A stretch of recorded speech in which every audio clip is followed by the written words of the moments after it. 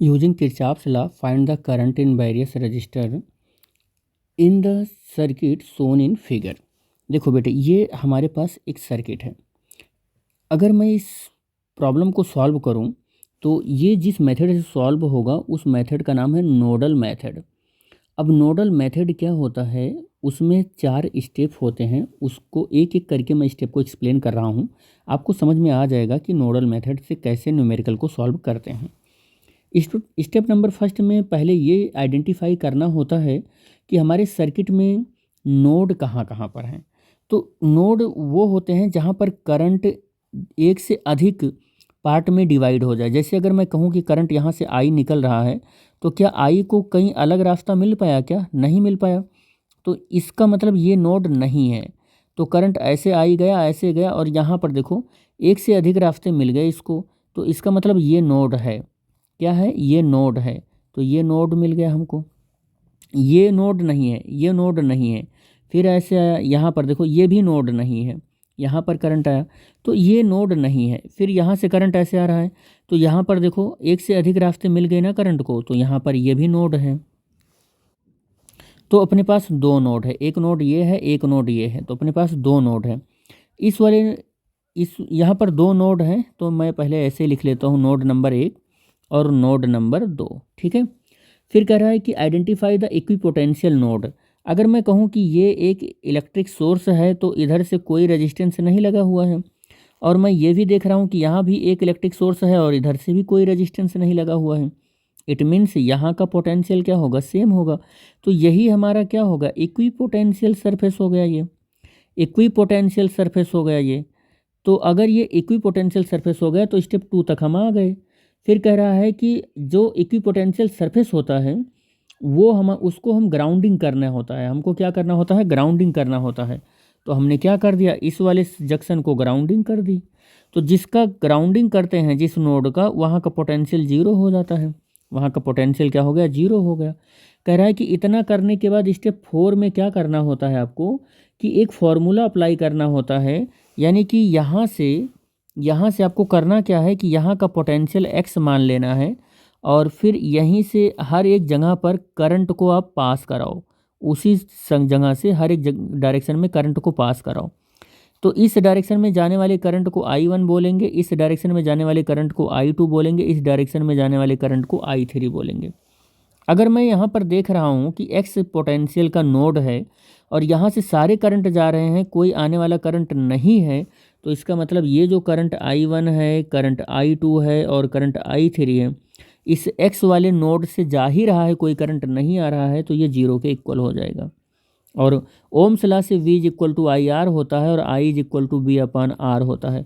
और अगर मैं I1 के लिए लिखूँ तो फिर ये फार्मूला लिखेगा, ये लगेगा कि ऊपर नेट पोटेंशियल अपॉन रेजिस्टेंस। और नेट पोटेंशियल किस तरीके से? कह रहा है कि जहाँ से निकल रहा है, तो जहाँ से निकल रहा है वहाँ का पोटेंशियल हमने x मान लिया है, तो ये x हो जाएगा। फिर कह रहा है माइनस यूज करो, और फिर जहाँ पर जा रहा है, और फिर कह रहा है कि जहाँ पर जा रहा है यहाँ से पोटेंशियल, देखो करंट निकल रहा है और जा कहाँ रहा है? इक्विपोटेंशियल सरफेस 0 वाले पर, तो 0 हो गया। फिर कह रहा है प्लस और माइनस लगाकर उसके बीच में रेजिस्टेंस जो लगा हुआ है उस, या कह सकते हैं उस सर्किट में लगा हुआ जो पोटेंशियल है, तो इस वाले रास्ते पर लगा हुआ जो पोटेंशियल है, देखो प्लस से कहाँ पर आ रहा है? माइनस पर आ रहा है। तो प्लस से माइनस पर जब कभी भी आते हैं तो इस पोटेंशियल को नेगेटिव से लिखते हैं, तो -25 हो गया। और अपॉन रजिस्टेंस लिखना होता है उसी पाथ का, उस पाथ का रजिस्टेंस 6 ओम है। ठीक है। और प्लस फिर देखो क्या कह रहा है कि दूसरे वाले में लगाना है, I2 के लिए लगाना है। कह रहा है जहाँ से निकल रहा है, जहाँ से निकल रहा है उस पॉइंट का पोटेंशियल x है, और माइनस लगाकर जहाँ पर जा रहा है, माइनस लगा लो जहाँ पर जा रहा है, यहाँ का पोटेंशियल 0 है। रेजिस्टेंस उस सर्किट का, उधर का रेजिस्टेंस, तो ये 4 है, 4 लिख लिया। फिर थर्ड I3 के लिए लिखो, I3 के लिए लिखोगे नेट पोटेंशियल अपॉन आर। तो जहाँ से निकल रहा है वहाँ का पोटेंशियल कितना है? x है, और माइनस लगा लो, और जहाँ पर जा रहा है वहाँ का पोटेंशियल कितना है बेटा? 0 है। और प्लस माइनस लगाकर इस रास्ते का पोटेंशियल देखो कितना है? माइनस से प्लस पर पहुँच रहे हो तो यहाँ का पोटेंशियल +45 लिखोगे, तो +45 हो जाएगा। और रेजिस्टेंस कितना आ जाएगा बेटे? यहाँ का रेजिस्टेंस 3 ओम हो जाएगा। और इज इक्वल टू यहाँ पर देखो 0 है। हमने कंजर्वेशन लगा दिया है चार्ज का, चार्ज की कंजर्वेशन से इसको सॉल्व कर रहे हैं। किरचॉफ का फर्स्ट लॉ है बेटा, ठीक है, किरचॉफ का फर्स्ट लॉ यही तो है, ठीक है। तो अब x माइनस 25 बाई कितना हो जाएगा 6 हो जाएगा, और x अपान 4 हो जाएगा, और x प्लस 45 बाई 3 हो जाएगा इक्वल टू 0। इसका एलसीएम ढूंढो, कितना हो जाएगा एलसीएम बेटे।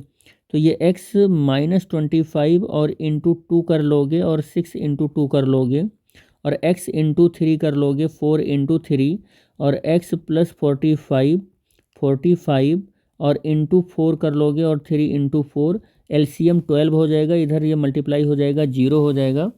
हमको क्या मिलने वाला है 2x माइनस 50, क्या मिलने वाला है 50 plus 3x plus 4x plus 180 is equal to 0 मिलेगा। ये यहाँ पर सॉल्व कर लेते हैं इसको, 2x 3x और 4x, तो ये हो जाएगा 9x, और 50 और 180 तो कितना हो जाएगा plus 130 is equal to 0। x is equal to minus 130 by 9। यहाँ का हमें पोटेंशियल मिला बेटा, यहाँ का इस पॉइंट का पोटेंशियल हमको मिला, कितना मिला माइनस 130 बाई 9 पोटेंशियल मिला। कह रहा है फाइंड करना है वेरियस रजिस्टर जो यहाँ पर लगे हुए हैं, ये चाहे 6 ओम हुआ चाहे ये 4 ओम हुआ, तो इन सब में हमको क्या पता करना है बेटे, हमको करंट पता करना है, I2 I1 I2 I3। तो I1 के लिए हमने ये वाला स्टेप लिख रखा था, I2 के लिए ये स्टेप लिख रखा था, देखो ये I2 देखो I1 के लिए यही तो लिखा था, I2 के लिए ये स्टेप लिखा था, I3 के लिए ये स्टेप लिखा था, और ये सॉल्व होकर ये आया था, ये सॉल्व होकर ये आया था, ये सॉल्व होकर ये आया था।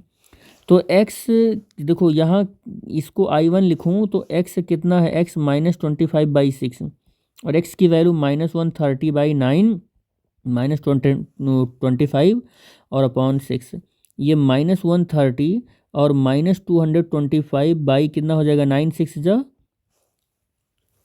इतना हो जाएगा, और ये 5 हो जाएगा, ये 5 हो जाएगा, और 2 1 3 हो जाएगा, ठीक है।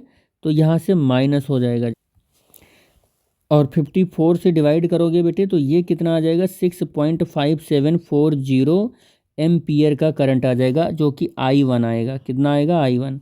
अब I2 के लिए अगर मैं सॉल्व करूं तो I2 के लिए ये वाला स्टेप लिया था मैंने, यानी कि x बाई 4, और x की वैल्यू माइनस 130 बाई कितना आया है बेटे 9 आया है, और ये अपॉन में 4 है, तो ये मैं लिख दे रहा हूँ यहीं पर, तो माइनस 130 और अपान 36, यहाँ पर भी माइनस आई थिंक था, ठीक है, तो ये ऐसा रहेगा। तो I2 इज इक्वल टू, इसको सॉल्व कर लो तो ये आ जाएगा बेटे 3.611 एम्पियर आ जाएगा, इसको डिवाइड करोगे तो। और I3 अब आपके पास है अभी I3, और I3 के लिए ये वाला स्टेप था अपने पास, ये स्टेप था, तो ये x प्लस 45 बाई 3, और x की वैल्यू कितना कैलकुलेट किया था आपने, ये कैलकुलेट किया था minus 130 by 9 plus 45 by 3, minus 130 plus ये 45 और 9 का मल्टीप्लाई करोगे तो 405 आ जाएगा, बाई 9 3 जा 27, और ये 5 हो जाएगा, और 10 में से 3 जाएगा तो 7, और 4 यानी कि 3 में से 1 जाएगा तो 2 आ जाएगा, माइनस प्लस में आ जाएगा, और 27 हो।